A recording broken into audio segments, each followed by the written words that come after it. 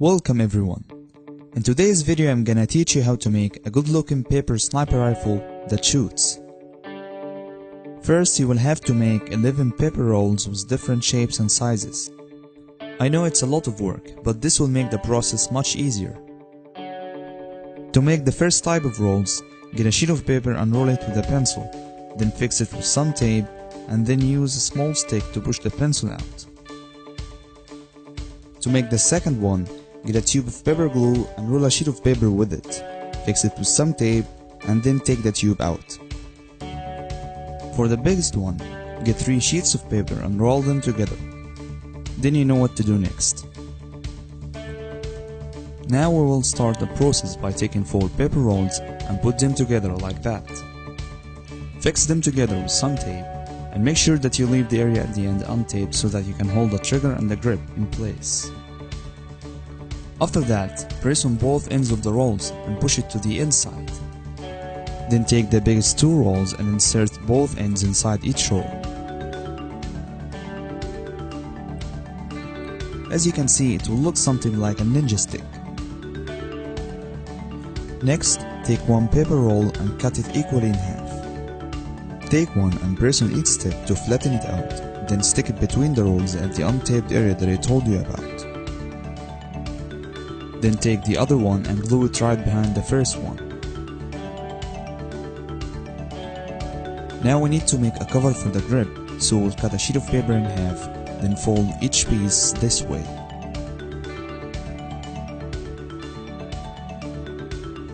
Fold the top of each piece until it fits with the grip, then cut any excess paper you may have. Now glue both covers on each side of the grip.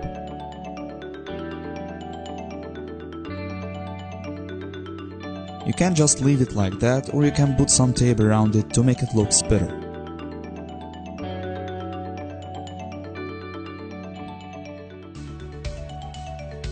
Take another piece of roll and glue it at the bottom of the barrel.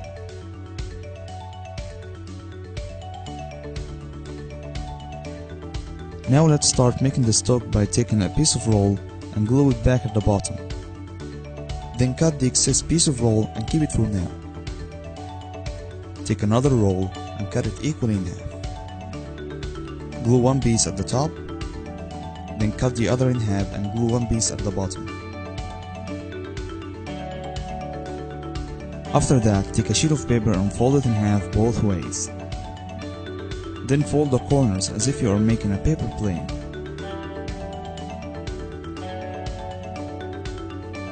Take that and cover the stock with it, then glue it in place.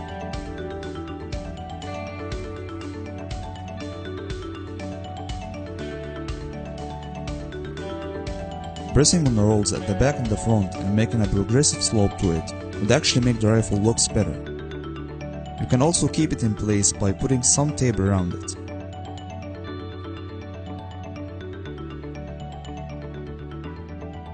Now let's start making the scope by taking a sheet of paper and folding it in half.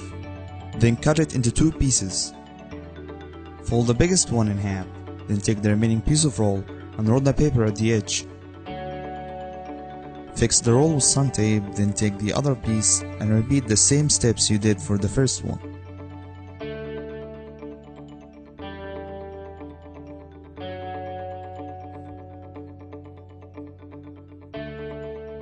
You can adjust the size of the scope the way you want. Also, you can add more rolls if you want to shape the scope in a good way. You can also put some tape around it to hide the connecting lines between the rolls. Take the piece of roll that we kept before and glue it to the middle of the scope. After that, put a strip of paper around the stock, fix it with some tape, then glue the scope on it. If you feel that the scope is quite shaky, fold a small piece of paper and glue it up with the connecting roll. You are able now to rotate the scope either right or left. This way you can prevent any contact might happen with the trigger. Finally, we need to make one last piece of roll and cut it into 3 pieces. Take the smallest one and fold it like this, then glue it at the front.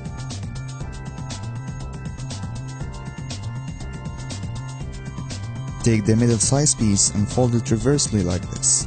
Then make an angle cut at its top.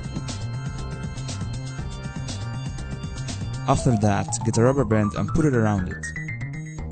This is gonna be the trigger. Stick the trigger between the rolls until it gets out from the other side. Now take the remaining piece of roll and shape it like a trigger guard. Then glue it in place under the trigger.